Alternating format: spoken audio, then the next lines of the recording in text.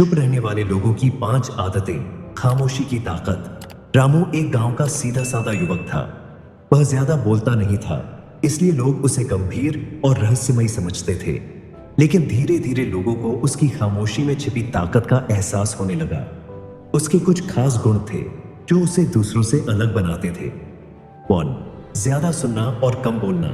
गांव की चौपाल में जब लोग बातें करते तो रामू बस ध्यान से सुनता।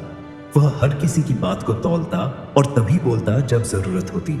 इससे उसकी कही गई बातों की अहमियत बढ़ जाती थी। 2. हर चीज पर गहराई से सोचते हैं। रामू को जब भी कोई काम दिया जाता वह बिना जल्दबाजी के पहले उस पर सोचता और फिर सही फैसला लेता।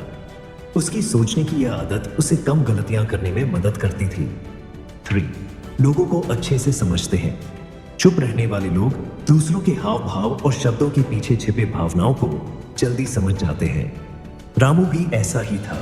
उसकी समझदारी के कारण लोग उससे सलाह लेने आते थे। 4.